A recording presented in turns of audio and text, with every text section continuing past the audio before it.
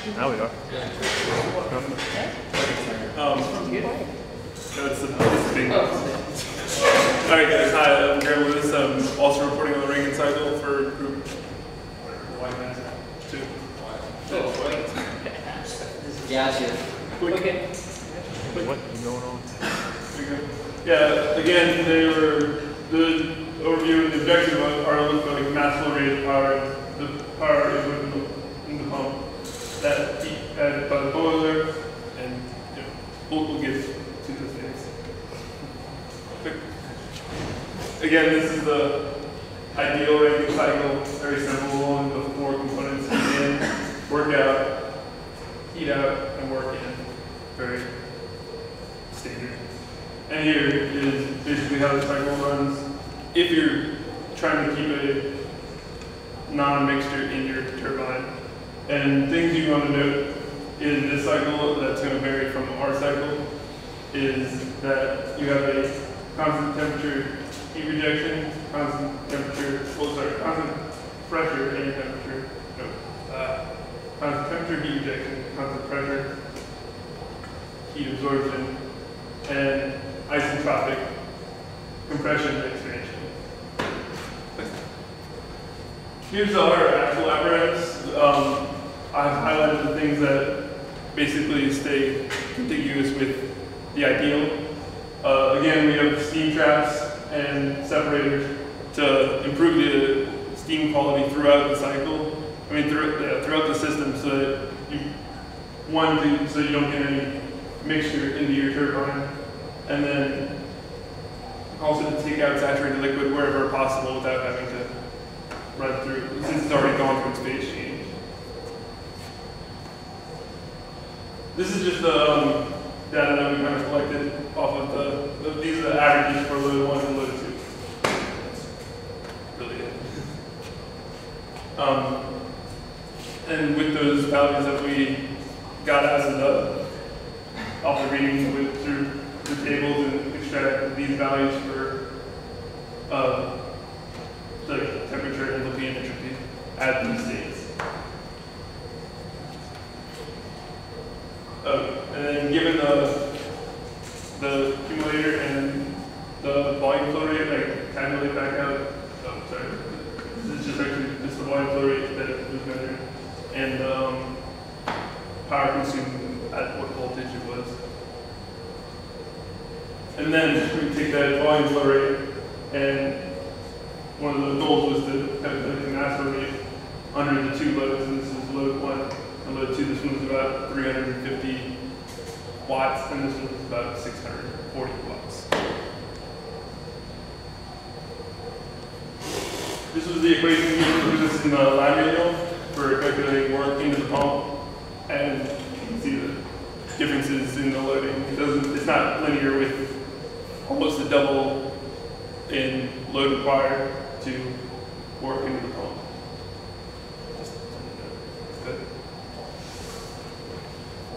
This is the equation required to calculate the enthalpy at the discharge port of the pump.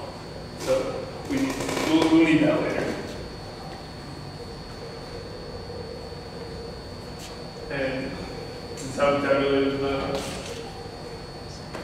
heat in from the boiler, but the boiler is sort of substituted in our case since our steam comes from elsewhere.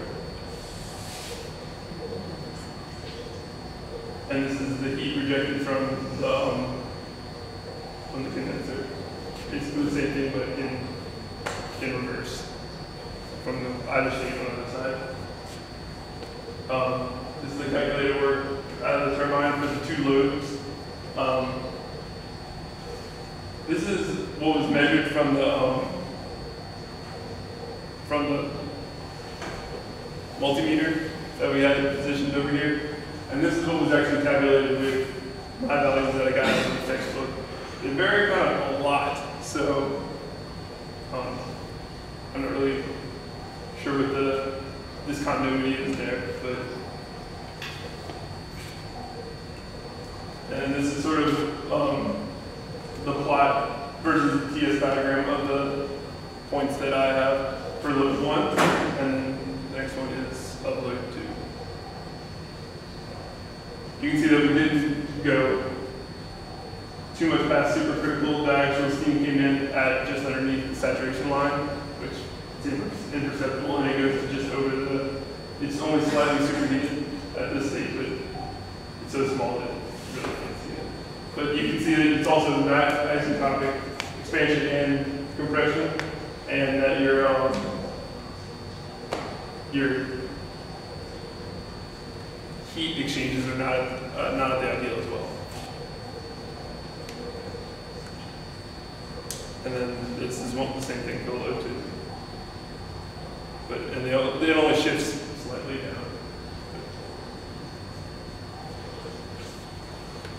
And this is the turbine efficiency based on the differences from the actual to the isotopic, and load one and load two. You can see that we decrease in efficiency with the higher load on the system. This is just the general cycle efficiency. These efficiencies I don't trust. But that's basically it. Any questions? Questions? So, what do you think were some of the errors that led to all your like differences? The resolution on all of those is pretty poor. That doesn't account for all of what I think, because our efficiencies were almost double in their differences, but I think it contributes. That's basically it. Okay, you said that you didn't trust your results? I didn't trust the difference in the efficiencies, the calculated efficiencies, and I would check and make sure that, because at first I had done my calculations based on the gauge pressure, not the absolute pressure, and thought that contributed, and it shifted it closer, but they were still really far apart. From like the work that I actually got, and then the ideal cycle, and also the efficiency, ideal and actual. How much is the difference? Like, what's the percentage? Like 200%, like from the actual to the ideal, is almost double. There is something wrong with the Yeah. experiments. I mean, I could very well do it wrong, so. But my efficiencies match the ones on Google. I mean, not match, but they were in the same bandwidth. It wasn't ridiculous. And also when you showed the, yes, back there. Yeah. What's going on over there? You don't have, it doesn't really show a superheated region, right? And it came in actually at a quality of like 98. And it's like just underneath the superheated.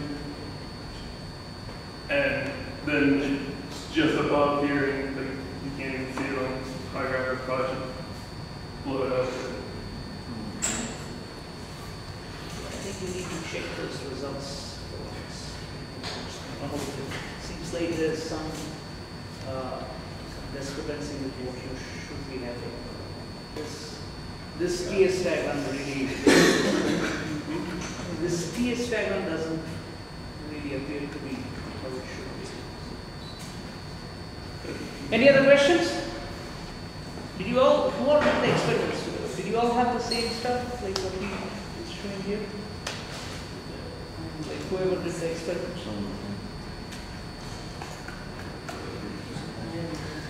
Got like 25% efficiency. I think Dalton had like 29, somewhere around there. 29. Okay. All right. I got 29 when I did it as the lead, like doing the